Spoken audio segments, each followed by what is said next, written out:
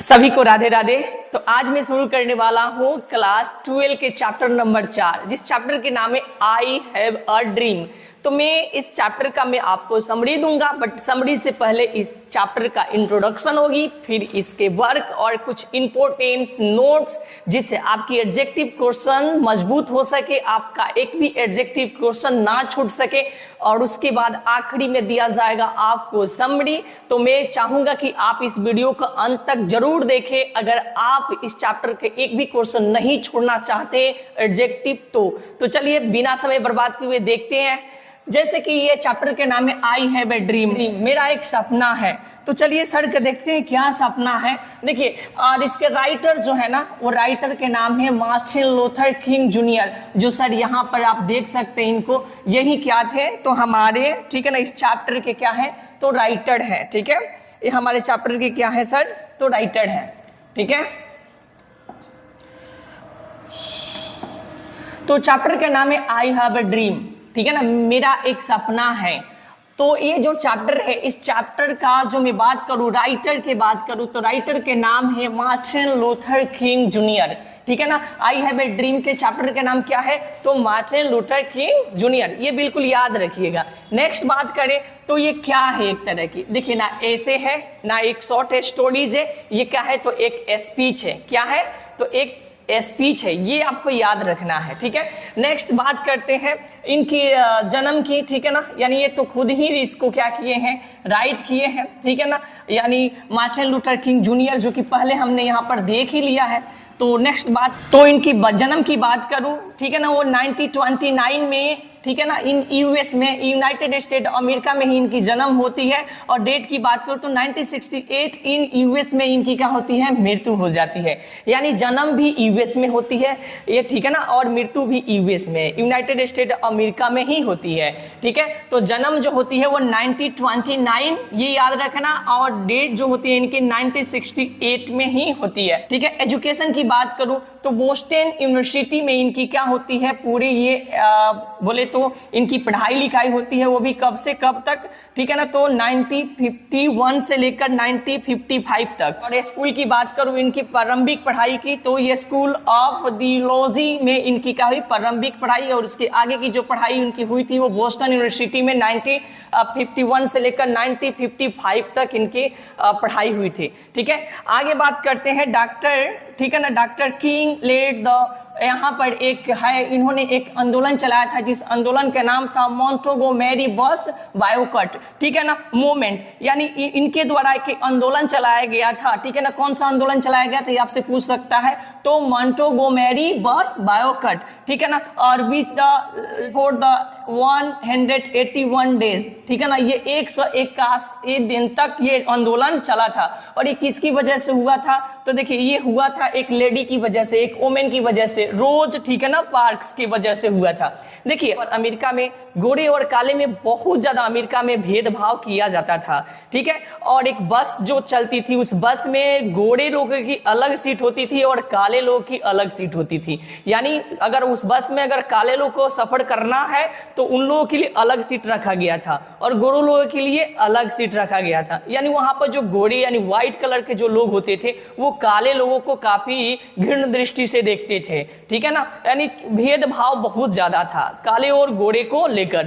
तो क्या होता है ना कि एक लेडी होती है, और इस लेडी का नाम क्या है रोज पार्क्स, वो क्या करती है, जो गोरे लोगों का जो सीट होती है, काले होती है, और गोरे लोगों का जो सीट होती है, उस पर ये बस में जाकर बैठ जाती है। वहां से उस लड़के जो वहां पर जो औरत होती है उसे धक्का देकर बस से निकाल दिया जाता है, और उसके लिए बहुत ही हंगामा होता है, और उस औरत को गिरफ्तार भी कर लिया जाता है। ठीक है ना, तो उस वक्त इन्होंने एक आंदोलन चलाया था, उस आंदोलन का नाम था मॉन्टेगोमेरी बस बायोकट। और इस आंदोलन को उन्होंने 181 दिनों तक क्या किया चलाया।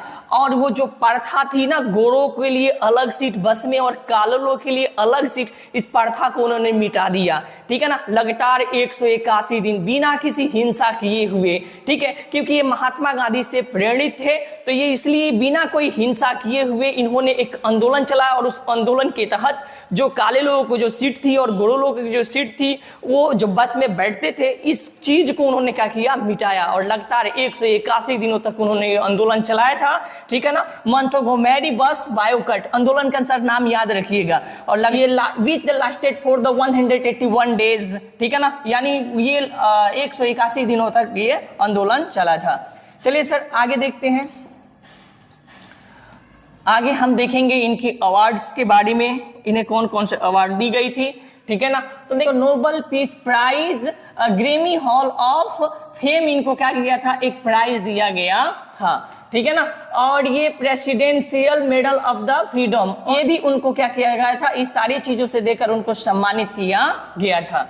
तो Nobel peace the prize, Grammy hall of the fame और एक presidential the medal of the freedom, ये दोनों चीजों से इन्हें क्या किया गया था, सम्मानित किया गया था। आगे बात करते हैं तो इनके वेल नोन एज, यानी किस चीजों से जाने जाते थे, तो ये वेबिस्ट, ठीक है ना, मिनिस्टर बाय द ट्रेनिंग, इससे जाने जाते थे। सिविल राइट एक्टिविटी से जाने जाते थे। हिज इंपोर्टेंस वर्क के बात कर लेते हैं इनके।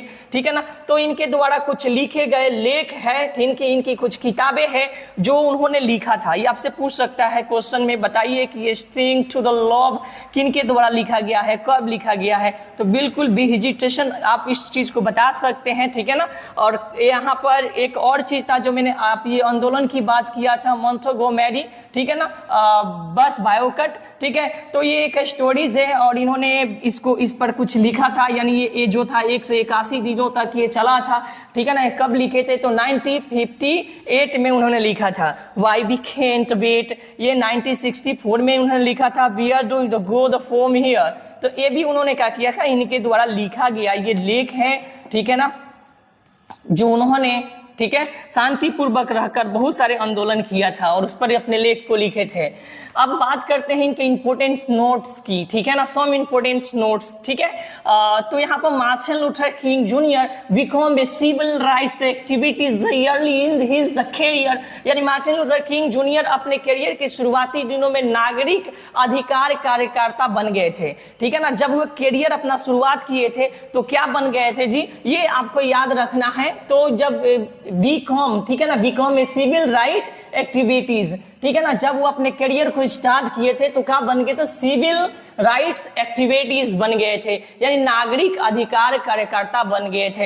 यानी नागरिकों का जो अधिकार होता है उस अधिकार के लिए लड़ते थे। ठीक है ना, आगे नेक्स्ट देखते हैं। तो ही इन्फ्लुएंस्ड बाय महात्मा गांधी, ये महात्मा गांधी से प्रभावित थे। ठीक है ना, ये महात्मा गांधी के जो कार्य करने की जो शैली थी, वो जिस तरह से वो लड़ते थे, Mahatma Gandhi used truth and non violence against the British rules, we known about it, इसके बारे में हम लोग पहले से जानते हैं कि महात्मा गांधी किस तरह से बिना कोई हिंसा किए हुए हमारे देश को आज़ादी देने में उनकी बहुत सारी योगदान रहा।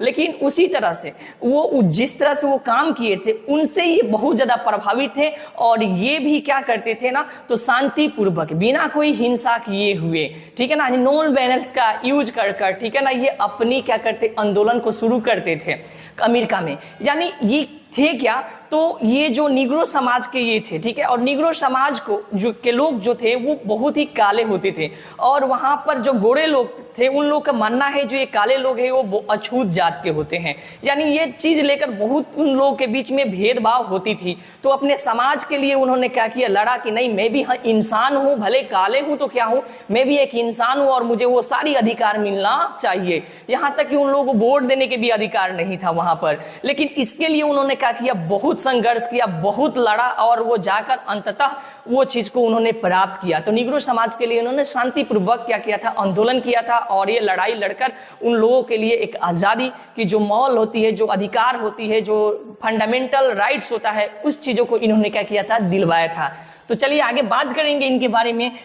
इन 1964 king the become the youngest person, यानी 1964 में जो किंग थे यानी मार्टिन लूथर किंग जो जूनियर थे, वो बहुत ही युवा व्यक्ति थे जिन्होंने क्या किया था, रिसीव द नोबेल प्राइज, जिन्होंने नोबेल प्राइज को क्या किया था, प्राप्त किया था। For his the effort to the in the segregation in the racial the discrimination, यानी बोले तो यानी 1964 में यानी 1964 में, ठीक है ना, जो किंग है वो अलगाव और नस्ली भेदभाव को समाप्त करने के लिए अपने प्रयासों के लिए नोबेल पुरस्कार प्राप्त करने वाले सबसे कम उम्र के व्यक्ति थे, ठीक है ना। तो ये बने थे वहां पर नोबेल प्राइज प्राप्त करने वाले, यानी अमेरिका। ये पूछा जा सकता है आपसे क्वेश्चन कि बताइए सबसे कम उम्र में नोबेल प्राइज प्राप्त करने वाले व्यक्ति के नाम बताइए, तो मार्टिन लूथर किंग जूनियर। और किस चीजों के लिए भैया, तो देखिए यहाँ पर सेग्रीगेशन और द बात करें तो रेशल डिस्क्रिमिनेशन, ठीक, इसका मतलब होता है पृथक, यानी बोले तो अलगाव, और ये नस्लीय भेदभाव। देखिए डिस्क्रिमिनेशन का मतलब होता है भेदभाव, ठीक है ना। तो नस्लीय भेदभाव यानी जातीय भेदभाव और उनके बीच में जो पृथक था, इस चीजों को उन्होंने क्या किया था, मिटाया था, जिसकी वजह से वहां की सरकार जो थी यूएस की, इन्हें नोबेल प्राइज से सम्मानित किया था, ठीक है, ये बिल्कुल याद रखिएगा। और कब इनको नोबेल प्राइज दिया गया था, तो देख लीजिए यहाँ पर है 1964 में इन यूएस में, ठीक है ना। बहुत बोल सकते हैं यंगेस्ट पर्सन, समय वो सबसे कम उम्र वाले जो व्यक्ति थे जिन्होंने नोबेल प्राइज को किया था, प्राप्त किया था, ठीक है। He speaks the free of the racial distinction between the whites and black, ठीक है, यानी वो श्वेत और काले के बीच के जो नस्लीय भेदभाव था उससे वो मुक्त होकर बोलते थे, यानी वो बात करते थे कि जो डिफरेंस है यानी व्हाइट एंड ब्लैक में जो डिफरेंस है, वो डिफरेंस को उन्होंने क्या किया था, एक करने का काम किया था। वो बता रहा था कि उनका ये मानना था कि जो काले लोग हैं और गोरे लोग हैं वो एक ही कंट्री के लोग हैं, तो इन्हें वो सारे फंडामेंटल राइट्स जो होती है, जो मानव अधिकार होती है कंट्री के द्वारा, वो सारी चीजें मिलना चाहिए, ठीक है ना। तो उन चीजों के, उनके बीचों के जो भेदभाव था काले और गोरे को लेकर, व्हाइट्स एंड ब्लैक को लेकर, उस चीजों पर वो पूरे फ्री होकर क्या करते थे, बोलते थे, निडरता के साथ बोलते थे, डरते नहीं थे।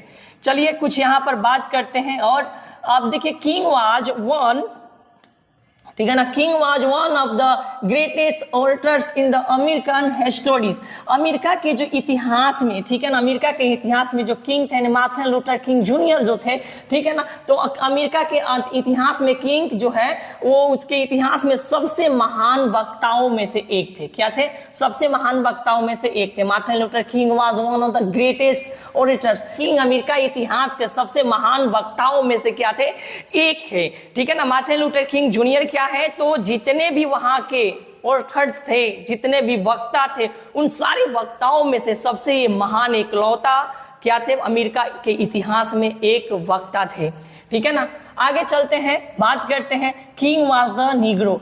किंग क्या थे, किस समाज से बिलोंग करते थे, तो ये नीग्रो समाज से, ठीक है ना, किससे, तो ये नीग्रो समाज से क्या करते थे, बिलोंग करते थे। और वहां के जो गोरे लोग होते थे वो नीग्रो समाज के घृण दृष्टि से देखते थे, वहां के जो गोरे लोग होते थे वो नीग्रो समाज के घृण दृष्टि से देखते थे, उन्हें वो इंसान मानते ही नहीं थे, ठीक है ना। और वो बात करते थे कि नहीं, जो हमारे कंट्रीज में जो फंडामेंटल राइट्स है वो सिर्फ गोरों के लिए है, नीग्रो समाज के लिए नहीं है। और इसी नीग्रो समाज के जो फंडामेंटल राइट्स होता है उसको दिलाने के लिए उन्होंने बहुत ज्यादा संघर्ष किया और अंततः इस चीज को उन्होंने प्राप्त भी किया, ठीक है। आगे बात करेंगे America the gave the Negro the people the bad the check. America ने नीग्रो के लिए एक खराब चेक दे दिया था, मतलब एक बोले तो पैसा देकर, ठीक है ना, कुछ ना कुछ देकर जब भी आंदोलन होती थी तो उन लोगों को मुंह को बंद कर दिया जाता था। यानी जो फंडामेंटल राइट्स के लिए जो कोई भी वहां पर आवाज उठाता था उन्हें पैसा देकर क्या किया जाता था, उनकी जो आवाज है उसको दबा दिया जाता था,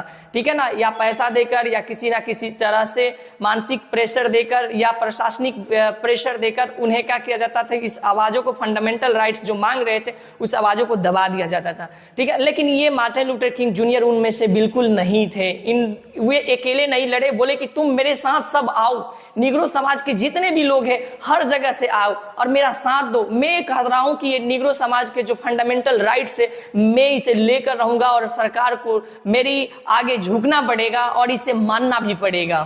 तो चलिए आगे देखेंगे। The king wants to see the Alabama as the develop state. King जो थे ना, मार्टिन लूथर किंग जो थे ना, वो चाहते थे, देखना चाहते थे जो अलबामा जो राज्य है उसे विकसित हुए देखना चाहते थे। किंग अलबामा को एक विकसित राज्य के रूप में क्या करना चाहते थे, देखना चाहते थे। आई हैव ड्रीम, मेरा एक सपना है। इज द स्पीच, वो क्या है, एक क्या है जी, ये एक भाषण है। He deliver on the step of the, ठीक है, लिंकन, ठीक है ना, लिंकन मेमोरियल, ठीक है, is the Washington DC on the August 28, 1963।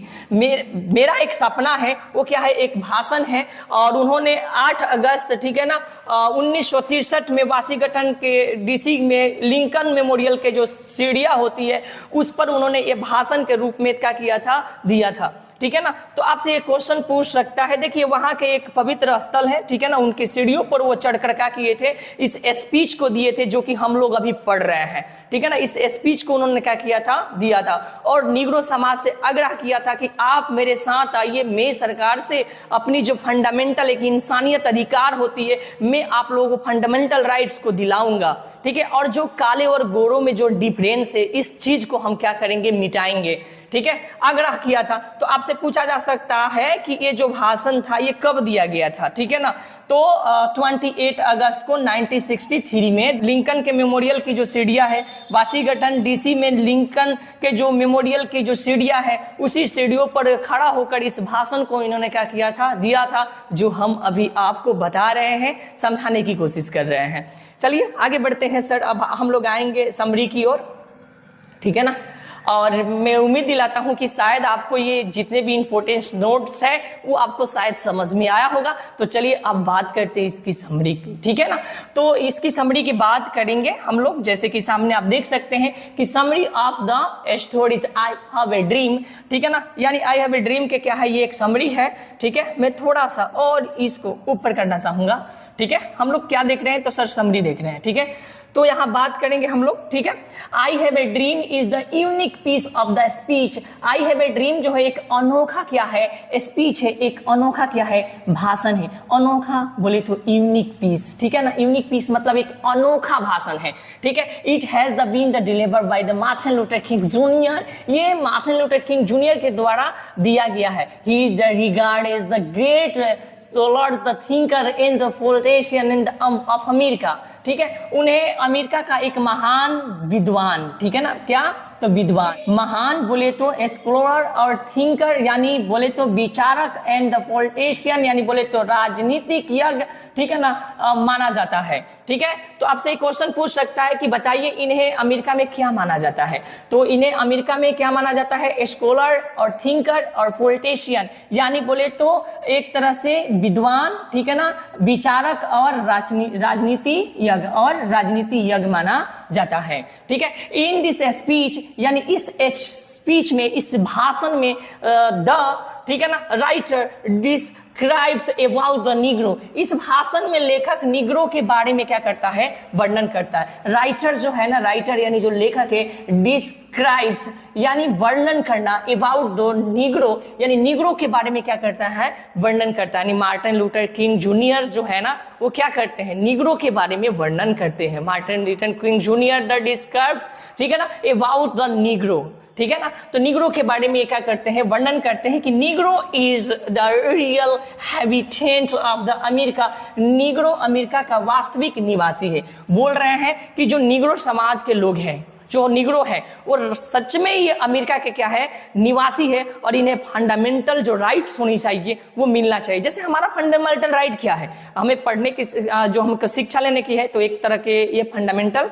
Rights है। जैसे आप पढ़ रहे हैं तो ये क्या है, एक फंडामेंटल राइट्स है, यानी जो भी आपको, ठीक है ना, आपकी कर्तव्य यानी जो संविधान के द्वारा बनाया गया कि आप क्या कर सकते हैं, आप क्या नहीं कर सकते, जो कर सकते वो तरह से क्या है, आपका एक फंडामेंटल राइट्स है, ठीक है। नेक्स्ट की बात करते हैं अमेरिका ना, there are 2 types of cuts and white and black, यानी 2 तरह के जातियां होती थी, एक श्वेत और एक जो होते थे ब्लैक, ठीक है ना, अश्वेत बोल सकते हैं इसको, ठीक है ना। एक श्वेत और एक क्या होते थे, काले रंग का ये कास्ट पाया जाता था।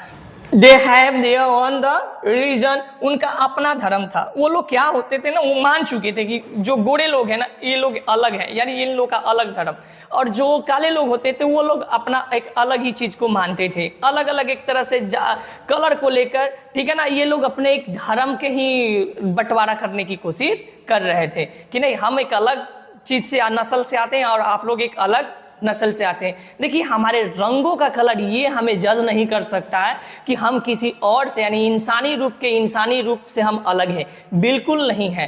कलर के रंग हम जो हमारे शरीर के जो रंग है ना वो हमेशा और परिस्थिति के अनुसार बदल भी सकता है। अगर आप ज़्यादा धूप में रहते हैं ना, ज़्यादातर धूप में गर्मियों के मौसम में रहते हैं तो आपके स्किन काले पड़ जाएंगे, 100% ये होना है तो होना है, ठीक है ना। तो हमें कोई, ठीक है ना, शरीर के रंग से ये जज नहीं कर सकता है कि आपकी जाति अलग है, आपकी धर्म अलग है। मेरा जहां तक मानना है ना कि आप किसी के कलर से लेकर और किसी जाति से लेकर किसी धर्म से लेकर किसी इंसान की बंटवारा नहीं कर सकते हैं, यानी आप अगर ऐसे करते हैं तो आप सबसे बड़ा मूर्ख इंसान है, ठीक है ना। तो इनका भी मानना था कि अगर मेरा कलर जो है, निग्रो समाज के जो लोग हैं अगर वो काले हैं ना, तो ये आप काले के आधार पर, रंग के आधार पर हमारे फंडामेंटल राइट्स को आप छीन नहीं सकते हमसे, ठीक है ना। और ये अपने फंडामेंटल राइट्स के लिए वहां पर, अपने निग्रो समाज के लिए वहां पर क्या कर रहे हैं, लड़ रहे हैं, ठीक है। तो आगे बात करते हैं, दे हैव द देयर्स, ये तो देखिए धर्म बनाकर रख लिए थे इन लोगों ने। Black man are the generally the rounded Mississippi, ठीक है ना, एंड अल्बामा। काले लोग आमतौर पर, ठीक है ना, कहाँ के रहने वाले हैं जी, तो देख लीजिए इसका नाम याद रखेगा, मिसिसिपी और अल्बामा के रहने वाले हैं। यानी अमेरिका में ये दो जगह है जहां पर काले लोग अधिक पाए जाते हैं, ठीक है ना। They are the badly the crestly by the white man of the America, वे अमेरिका के श्वेत लोगों द्वारा बुरी तरह से कुचले गए हैं, यानी उन्हें बहुत ज्यादा सताया गया था, काले लोगों को बहुत ज्यादा दुख दिया गया था, दर्द दिया गया था, उन्हें किसी भी तरह के वहां पर फंडामेंटल राइट्स नहीं दी गई थी, फंडामेंटल राइट्स को निग्रो समाज से छीन लिया गया था, ठीक है ना। नेक्स्ट देखते हैं, they had no fundamentals right, उनके पास कोई मौलिक अधिकार नहीं था। They did not the live anywhere as the white man, वे कहीं भी श्वेत लोगों के की तरह नहीं रहते थे, यानी जो श्वेत लोग रहते थे ना, जिस तरह से श्वेत लोगों को अमेरिका में कहीं भी वो जा सकते थे, कहीं भी घूम सकते थे, ठीक है ना, वो कहीं भी घूम सकते थे क्योंकि उन्हें एक फंडामेंटल राइट्स था, ठीक है। लेकिन इन काले लोगों को कोई भी फंडामेंटल राइट्स नहीं दिया गया था और नहीं देने का वहां की सरकार काम कर रही थी, ठीक है। तो बहुत सताया जाता था इन निग्रो समाज के लोगों को। आगे हम लोग देखेंगे, दे वनरेट द फॉर्म 1+2 द अनोदर, यहाँ पर अनोदर देखिएगा, अनोदर फ्रॉम देयर द लिववुड, अपनी जीविका के लिए ये एक जगह से दूसरे जगह क्या करते थे, तो भटकते थे। क्या करते थे, एक जगह से दूसरे जगह क्या करते थे, ये भटकते थे। किसके लिए, आजीविका के लिए, क्योंकि इन्हें तो कोई फंडामेंटल अधिकार दिया नहीं गया था। और दूसरी चीज की गोरो लोग जो वहां के थे, व्हाइट जो कलर के लोग थे, वो ब्लैक कलर के लोगों से काफी ज्यादा नफरत करते थे और घृण दृष्टि से देखते थे। तो इस तरह से उनको आजीविका यानी जीने के लिए, जो दैनिक जीवन में हर चीज चाहिए उसके लिए तो पैसा चाहिए, तो काम इन्हें नहीं मिलता था, ठीक है ना। किसी भी तरह के सरकारी काम से इनको वंचित कर रखा जाता था, यानी सरकारी जो पद पर जो बड़े बड़े लोग होते हैं वहां पर भी उनको बैठने का जो अधिकार होती थी, वहां पर रहने का, वहां पर काम करने की जो अधिकार होती थी, ये इनके पास नहीं थी। तो इनकी आजीविका को यानी जीने के लिए, अपने रोजी रोटी के लिए एक स्थान से दूसरे स्थान तक इनको बार बार इधर उधर जाना पड़ता था और इन्हें बहुत ही कष्ट होता था इन सारी चीजों को लेकर, ठीक है ना। देयर लिव्स वेयर वेरी मिसेरेबल, उनकी जीवन बहुत दयनीय थी, इससे बहुत उनकी जीवन बहुत ज्यादा दयनीय हो गई थी।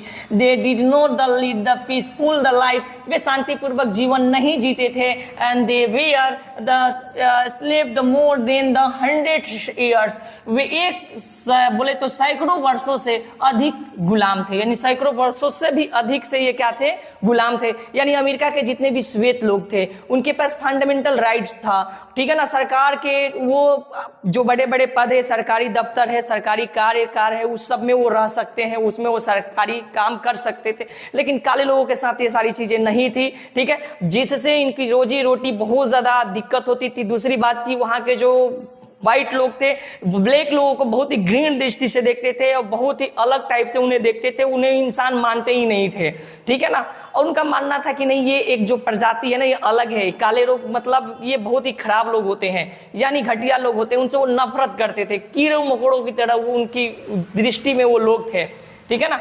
तो उन सैकड़ों वर्षों से ये अधिक गुलाम थे और इस तरह से वो बहुत सैकड़ों वर्षों से ये अधिक गुलाम थे और इसकी वो पीड़ा जो हो रहा है वो सह रहे थे, ठीक है ना। दे had know the facility like the white man, यानी जो वाइट लोग थे, जो श्वेत लोग थे, उनको जो फैसिलिटी सरकार देती थी या वो जिस तरह से वो लोग रहते थे इनको बिल्कुल नहीं मिलता था वो सारी फैसिलिटी, ठीक है। वो सुख सुविधाएं कुछ भी नहीं दिया जाता था। आगे सर देखते हैं। It was the only Martin Luther King Jr. the who revolt against the white men। यह केवल मार्टिन लूथर किंग जूनियर ही थे जिन्होंने गोरों लोगों के खिलाफ आंदोलन छेड़ा था, अगेंस्ट द व्हाइट मैन, यानी जो गोरे लोग थे उनके खिलाफ इन्होंने क्या किया था, तो विद्रोह किया था, अगेंस्ट गए थे। The Negro wanted to the free, Negro स्वतंत्र होना चाहते थे। They have wanted the same the right and the same the justice, वो समान अधिकार और समान न्याय चाहते थे। After more in the struggle they got same the justice the freedom and the right like the white man, वो अधिक संघर्ष करने के बाद उन्हें गोरे के लोगों की तरह सम्मान न्याय स्वतंत्रता का अधिकार मिले।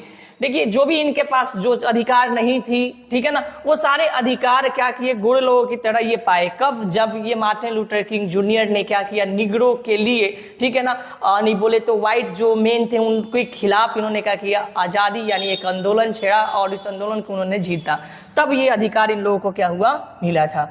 नेक्स्ट देखते हैं। अब किंग बोल सकते हैं, आपका किंग छूट गया है, मार्टिन लूथर किंग, ठीक है ना।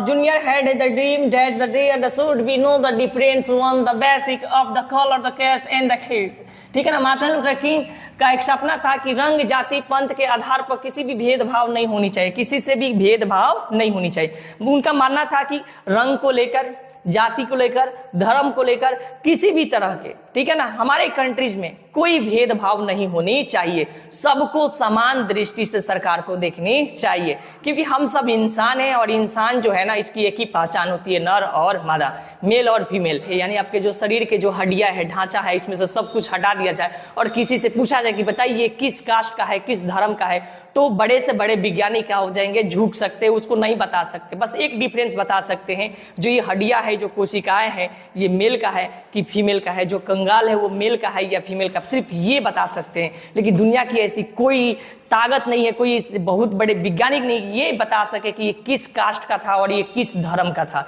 ये नहीं बता सकता है। तो इसलिए हमें कभी भी जाति को लेकर, धर्म को लेकर, रंग को लेकर, रूप को लेकर, लिंग को लेकर, अमीरी गरीबी को लेकर कभी भी एक दूसरे से भेदभाव और घृणा दृष्टि नहीं रखना चाहिए। छुआछूत जो होता है इस सब चीजों से हमें अलग रहना चाहिए और इंसान को इंसान के दृष्टिकोण से देखना चाहिए। आप बड़े ही क्यों ना हो, लेकिन सामने वालों को यह एहसास नहीं होने देना चाहिए कि हम आपसे बड़े हैं, दौलत में, शोहरत में, प्रशासनिक चीजों में नहीं, बिल्कुल नहीं। सामने वालों को ये लगना नहीं चाहिए आप जब बात करें तो, यही सबसे बड़ा एक इंसानियत की पहचान होती है, ठीक है ना। तो ये कुछ इसी तरह से ये थे और अंततः बात करें क्लियरली, ठीक है ना। यहाँ पर एक और चीज है, very should have the same proper food, the cloth and the Slater, ये सभी को समान भोजन, वस्त्र, आवास मिलना चाहिए। बोलते थे सभी को समान चीज मिलना चाहिए। Clearly this the wear the speech of the Martin Luther King junior, स्पष्ट ये भाषण है कि मार्टिन लूथर किंग जूनियर का था। ये जो जितनी भी भाषण था किसका था, तो मार्टिन लूथर किंग जूनियर के था, ठीक है ना, against the white main in America, और अमेरिका के जो श्वेत लोग थे ना उसके खिलाफ ये भाषण था, ठीक है ना। और सर नीचे कुछ वर्ड मीनिंग दिया हुआ है, ठीक है। मैं चाहूंगा कि आप इस सब वर्ड मीनिंग को एक भी स्क्रीनशॉट आप ले लें, क्योंकि इसके जो समरी है उसमें ये सारे वर्ड मीनिंग यूज किया गया और ये वर्ड मीनिंग काफ़ी इंपॉर्टेंस है, ठीक है। तो मैं आशा करता हूं कि ये जो आपको चैप्टर है आपको बहुत ही बेहतर तरह से समझ में आया होगा। मैंने कोशिश किया है कि मैं कितना आपको बेहतर दे सकूं, कितना इजी बनाकर दे सकूं। तो अगर आपको किसी तरह से इसमें कोई कमी दिखता है तो आप हमें ज़रूर बताएं, और आपको अगर वीडियो अच्छी लगी हो तो कमेंट जरूर करें, ठीक है ना।